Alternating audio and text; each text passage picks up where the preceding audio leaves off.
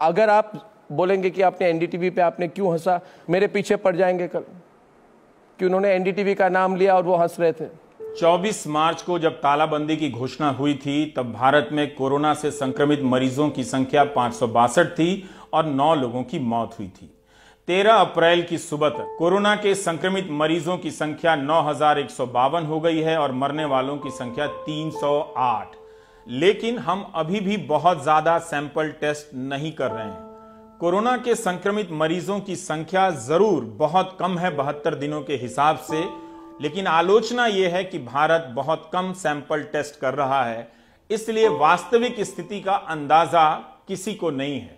12 अप्रैल तक भारत ने कोरोना के जो सैंपल थे वो 1,86,000 से कुछ अधिक सैंपल टेस्ट किए थे और 23 करोड़ की आबादी वाला उत्तर प्रदेश तो एक दिन में 2000 सैंपल टेस्ट भी नहीं कर पा रहा है, जबकि हम तालाबंदी के तीसरे हफ्ते में प्रवेश कर चुके हैं। इनकी प्रॉब्लम क्या है संजीव जी, मैं बताता हूं। ये नरेंद्र मोदी को पसंद नहीं करते। इनकी प्रॉब्लम भारत से है, नरेंद्र मोदी से है। आज इनको कहना पड़ेगा कि हम नरेंद्र मोदी के साथ खड़े हैं और आपको भी कहना पड़ेगा इन्हें कि अगर आप मोदी जी के साथ नहीं है तो भारत के खिलाफ है। आखिरी मौका है, लाइन पे आ जाइए।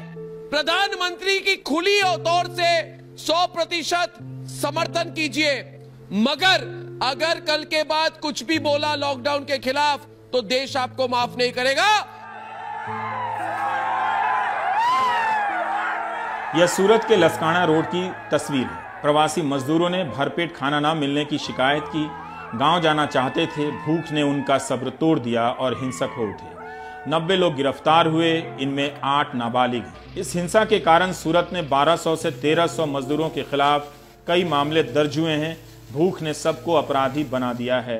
अगर तालाबंदी लंबे समय तक जारी रहती है तो किसी भी सरकार को लोगों के भोजन की व्यवस्था को पहले से कहीं ज्यादा दुरुस्त करने की जरूरत है। उसकी सारी बड़ी रणनीति जो है इस पर आधारित होनी चाहिए कि जहां भी है, जो भी रहता है, वो अपने रहने की जगह से 100 कदम की दूरी पर खाना पा सकता है। आप जब तक कोरोना ना खत्म हो जाए आप इंतजार नहीं कर सकते। प्रॉब्लम क्या हो रही है? भूख से मर रहे हैं। आप ना भूख से मर रहे हैं, ना आपको कोई परेशानी है। आपके पास आपके नौकर चाकर सबको लेके आप बैठे हुए हैं। इन्होंने आज कह दिया है कि आज ये प्रधानमंत्री के खिलाफ है।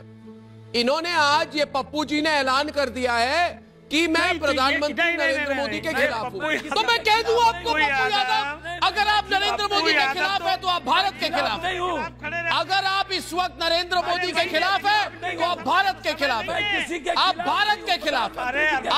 आप लॉकडाउन के खलनायक हैं। आप पप्पू यादव जी लॉकडाउन के खलनायक हैं। अर्नब जी, आपको एक नया नाम दूंगा मैं, आपका नाम है लॉकडाउन का खलनायक। लॉकडाउन के खलनायक सोनिया गांधी। मैं कह रहा हूं इस लॉकडाउन के 2 सबसे बड़े खलनायक कौन है आपको बता देता हूं। एक है वाड्रा परिवार और एक है मौलाना साहब। आगरा की सड़क पर दूध गिर गया तो कई कुत्ते दूध पीने आ गए। तालाबंदी के दौर में कुत्तों और जानवरों पर बहुत बीत रही है, लेकिन उन्हीं के साथ यह इंसान भी अपने हाथों से दूध उठा रहा है।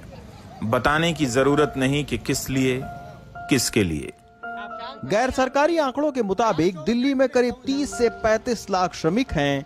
कारखाने बंद होने से इनमें से आधे से ज्यादा मजदूर एक वक्त की रोटी के लिए सरकार पर निर्भर हो गए हैं। बिहार बेतिया के प्रवासी मजदूर रामसागर 5 किलोमीटर पैदल चलकर मजनू के टीले के पास वाले स्कूल में खाना लेने पहुंचे हैं। घर में 6 बच्चे हैं और इस पॉलीथीन में भरी खिचड़ी से ही काम चलाना है। आप सुबह 6 बजे आए हो? 6:30 बजे आया था, तीनों डब्बा यहीं लगा के गया। सुबह 6:30 बजे? लाइन पीछे हो रही, तू भी जाएगा भाई। ये सुबह 6:30 बजे खाना तो यहाँ 12-1 बजे मिलेगा ना? नंबर तो लगाना पड़ेगा ना। कितने घंटों से आप लाइन में लगे हुए? हम लोग का तो 4-4 घंटा कभी कभी हो जाते हैं। अगर यहाँ खाना नहीं मिलता तब क्या होता? भूख मरते। भूखों मरते? नहीं मरेंगे, सब चीज बंद है, फैक्ट्री बंद है, तब भूख नहीं मरेंगे। ये लोग लॉकडाउन का विरोध कर रहे हैं। ये विरोध है या फिर प्रधानमंत्री के बढ़ते हुए कद का जलन है हमारे देश की क्योर सिचुएशन क्या किस नहीं है? किसने बोला किस नहीं है? किसने बोला पीपी नहीं है? क्या नहीं है? किसने बोला लैब नहीं है? किसने बोला किट्स नहीं है? कुछ भी बोलेंगे आप? आपके पास लैब कितना है? कहाँ पे? लैब कितना? बिहार में? बिहार में अभी मात्र कहाँ पे? आपको कुछ आता पता नहीं है? आपके पास बेकार की बात करता है, झूठ बोलता है। किस अस्पताल में किट्स नहीं है? किस अस्पताल में किट नहीं है? चलाना बंद कीजिए, आवाज कम। किस अस्पताल में किट्स नहीं? अस्पताल का नाम बताइए। अस्पताल का नाम बताइए ना। चिल्लाने से क्या होगा? क्या भाई क्यों चिल्ला रहे हो?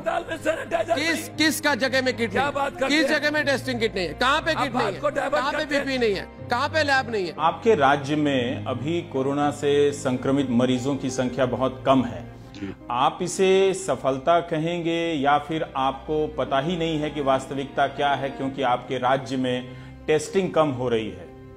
रवि जी देखिए, टेस्टिंग कम तो है, ये बात मैं मानता हूँ। तो हम कैसे उन संख्या को फेस वैल्यू पर ले सकते हैं जब तक आप टेस्ट ना करें? ये पूछने का मेरा मकसद आपसे ये जानना भी है कि झारखंड राज्य के पास जो प्रोजेक्शन है वो क्या है, और उसके मुताबिक आपके पास पीपीई किट कितने हैं, टेस्टिंग किट कितने हैं। जो हम अखबार में पढ़ रहे हैं वहाँ के कि डॉक्टर को, नर्स को सैनिटाइजर नहीं है, प्रॉपर मास्क नहीं है, पीपीई किट नहीं है। नहीं, ये बात सही है कि हमारे पास संसाधनों की तो कमी है, और पीपीई किट के बारे में भी थोड़ा सा अगर हम बोलें तो थोड़ा अनुपात के आधार पर बहुत नहीं के बराबर है। लेकिन अब ये लॉकडाउन का 3 हफ्ता बीतने जा रहा है। ये तो इसी के लिए था कि इन 3 हफ्तों के दौरान आप अपनी तैयारी को बेहतर कर लें। और थोड़ी देर में हमारे राजनीतिक संपादक ऐश्वर्या कपूर लखनऊ से लाइव है हमारे साथ, और लाइव इंटरव्यू करने वाले उत्तर प्रदेश मुख्यमंत्री योगी आदित्यनाथ के। ऐश्वर्या, पूरे भारत के लोग आज योगी आदित्यनाथ को सुनना चाहते हैं, उन्हें देखना चाहते हैं जी। अब आपके इंटरव्यू में मेन पॉइंट्स क्या होने वाले आप बताइए।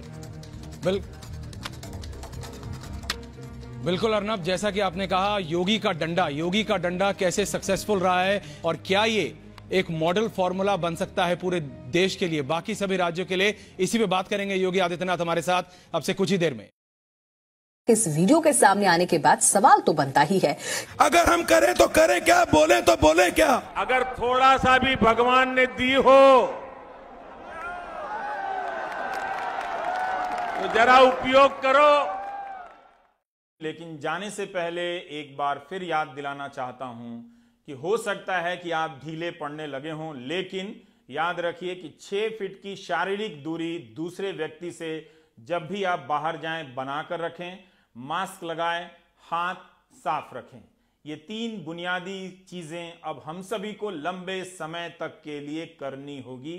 आदत डाल लें, इस आदत में बिल्कुल भी ब्रेक ना लें। फिर मिलते हैं अगले दिन। नमस्कार।